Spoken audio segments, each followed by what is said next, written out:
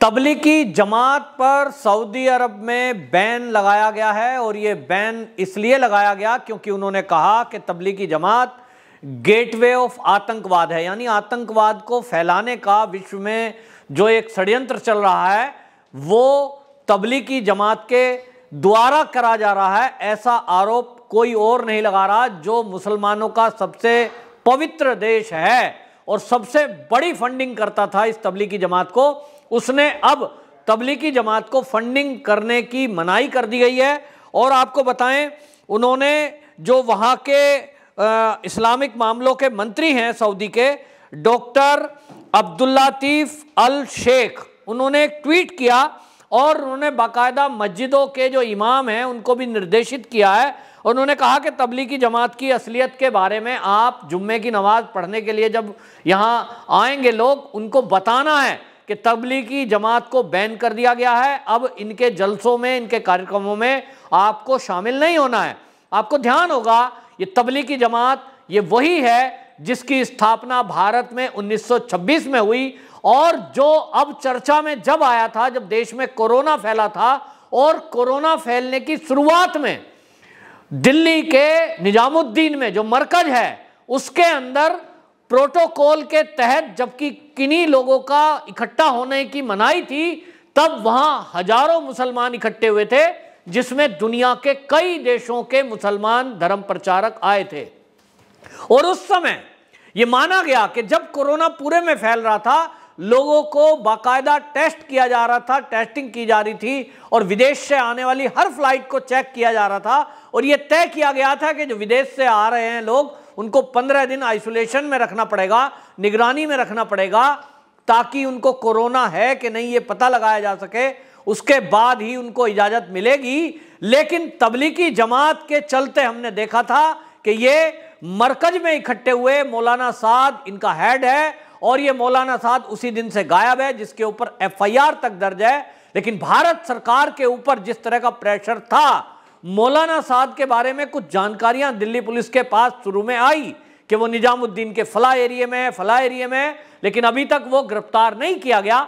इसका एक कारण ये था कि तबलीगी जमात के दुनिया के कई इस्लामिक देशों में सेंटर बने हुए हैं और उसके जरिए ये धर्म प्रचार के नाम पर पूरे देश के लोगों से मिलते जुलते हैं। और इनके पीछे एक बड़ी शक्ति अगर कोई थी तो वो सऊदी अरब थी।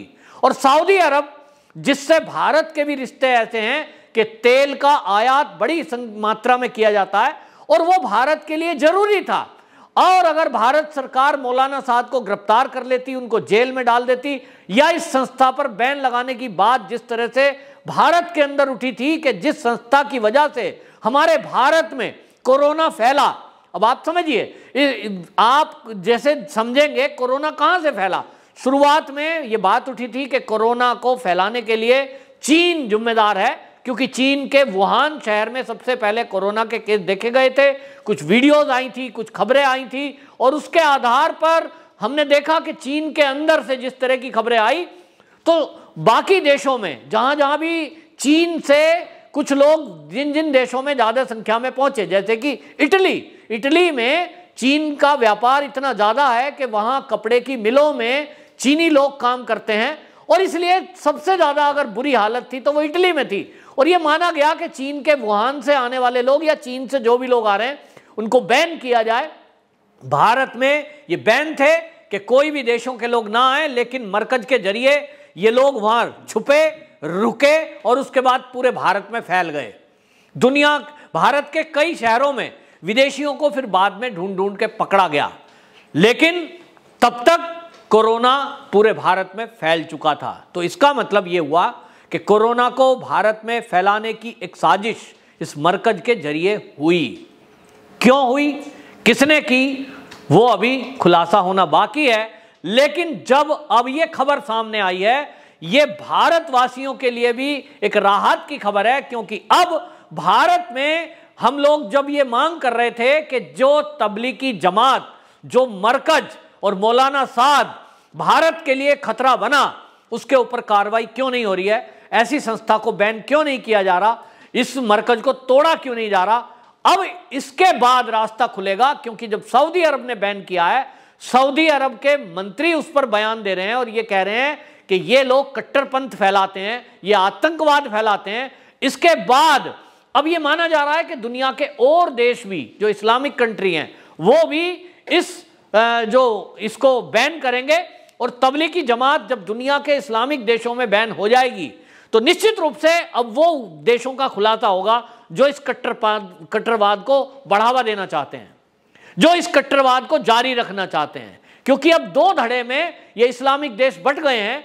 एक वो लोग हैं, वो देश हैं जो आतंकवाद को मिटाना चाहते हैं, कट्टरवाद को मिटाना चाहते हैं, वो देश में अमन और शांति चाहते हैं। और दूसरी तरफ वो देश हैं जो कट्टरपंथी सोच को बढ़ावा देना चाहते हैं, जिहाद चलाना चाहते हैं, वो इस्लाम के नाम पर कुछ कुरीतियों को चला देना चाहते हैं और कहीं ना कहीं धर्मांतरण में उनका हाथ है। अब वो लोग अलग थलग पड़ जाएंगे और जब दो धड़े में ये इस्लामिक कंट्रियां बटेंगी तो निश्चित रूप से उनको पहचानना आसान होगा और उनके ऊपर कार्रवाई करना भी आसान होगा। दुनिया के जब भी कोई प्लेटफॉर्म पर एक इकट्ठे दुनिया के देश होते हैं तो वो हमेशा आतंकवाद को लेकर चिंतित होते हैं। और दुनिया के देशों में जब भी कभी किसी समूह में आतंकवाद को मिटाने की बात चली है तो एक ही बात समझ में आती है कि ये जो कट्टरपंथी सोच वाले लोग हैं यही दुनिया में आतंकवाद को बढ़ावा दे रहे हैं। और इतना हद तक ये लोगों का ब्रेन वॉश करते हैं धर्म के नाम पर कि लोग सुसाइड बम्बर बन जाते हैं, स्त्रियों पर अत्याचार करते हैं। इस तरह की चीजें हमने देखी हैं। कई जगहों महिलाओं को पीटा जा रहा है, कोड़े से मारा जा रहा है। और ये जो तबलीगी जमात वाले लोग हैं वास्तव वैसे तो ये कहते हैं कि धर्म का प्रचार कर रहे हैं, हमारा काम है धर्म का प्रचार करना, और दुनिया के देशों में इन्होंने सेंटर खोल रखे हैं, लेकिन ये केवल और केवल इस्लाम की कट्टरवादी सोच को प्रचार करते हैं। इनका मेन फोकस क्या है कि ये भारत में जैसे आएंगे, भारत में जो देखा गया है कि शहर शहर में जाएंगे, गली मोहल्ले में जाएंगे, इनके बिस्तर साथ रहता है, बोरा बिस्तर उठाया, इनको फंडिंग विदेशों से मिल रही है तो उस पैसे से ये जाते हैं धर्म प्रचार के नाम पर और गली मोहल्ले में जाकर लोगों को इकट्ठा करते हैं। हम आए भाई, तबलीगी जमात वाले लोग अपने धर्म के बारे में बताएंगे। ज़्यादातर लोग ये सुन्नी लोग हैं और सुन्नी लोग कट्टरवादी सोच के लिए जाने जाते हैं। इसमें ज़्यादातर भारत के अंदर तो वो लोग हैं जो पहले हिंदू थे, धर्मांतरित होकर वो इस्लाम धर्म उन्होंने अपना लिया है, और वही लोग तबलीगी जमात के लिए निकलते हैं। तो क्या समझाएंगे? उनका मुख्य रूप से जो है एक अलग पहचान करने की जरूरत है। तो वो अपने लोगों को क्या बताते हैं? महिलाओं को, स्पेशली महिलाओं के ऊपर तो इतना इनका उत्पीड़न है, ये कहते हैं बुर्का पहनना अनिवार्य है। और बाकियों को समझाते हैं कि अपनी लड़कियों को अगर स्कूल भेजो, पढ़ने वाली बच्चियां हों, चाहे बाजार जाएं, तो उनको हिजाब पहनाया जाए। दूसरा, महिलाएं हैं कंपलसरी बुर्का पहनकर बाहर जाएं। पुरुष हैं तो पठानी सूट पहने और बीच में से मूंछ गायब रहेगी, दाढ़ी दाढ़ी रहेगी। इस तरह का ये वेश अलग बनाकर और अपनी पहचान अलग रख के ये जो कट्टरवादी सोच है उसको ये लोगों के दिमाग में डालते हैं, लोगों का माइंड वॉश करते हैं, धर्मांतरण करने के लिए प्रेरित करते हैं। तो इसलिए सऊदी अरब ने पहल शुरू की है तबलीगी जमात पर बैन लगाकर। इसके बाद अब ये माना जा रहा है कि जब सऊदी अरब ने शुरुआत कर दी है और सीधा सीधा कह दिया है कि ये आतंकवादी बनाने का एक रास्ता है, गेटवे ऑफ आतंकवाद है, तो अब इसके बाद इस्लामिक कंट्रियां और भी इस पर बैन करेंगी और निश्चित रूप से अब भारत में भी इसकी आवाज उठेगी।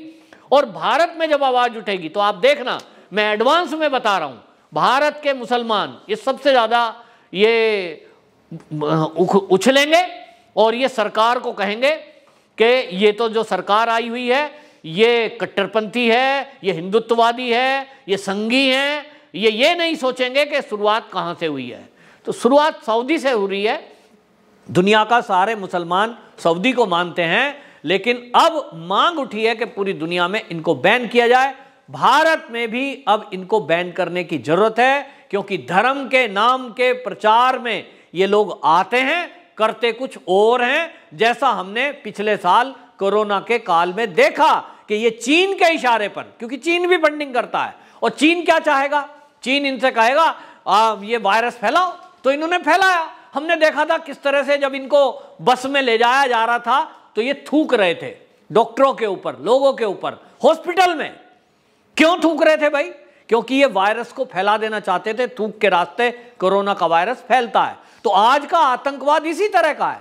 हमारे जो सीडीएस विपिन रावत जी, जो अब हमारे बीच नहीं रहे, उनका बयान था कि आज की डेट में जो हम देख रहे हैं, अब टैंक, गोला, तब बारूद और गोलियों से युद्ध नहीं होंगे, अब एक वायरस फैलाकर युद्ध किया जाएगा। जो हमने देखा है पिछले 2 साल में, हमने चीन का जो काम देखा है कि उसने कोई गोली गोला नहीं मारा, लेकिन उसके बावजूद लाखों लोग भारत में मारे गए। अगर बॉर्डर पे लड़ाई होती तो शायद इतनी मौत ना होती जितनी एक वायरस की वजह से हमारे देश में हुई है, जितना आर्थिक नुकसान हुआ है। तो एक युद्ध का नया रूप है, वायरस फैलाओ और देश को कमजोर करो, लोगों को मारो।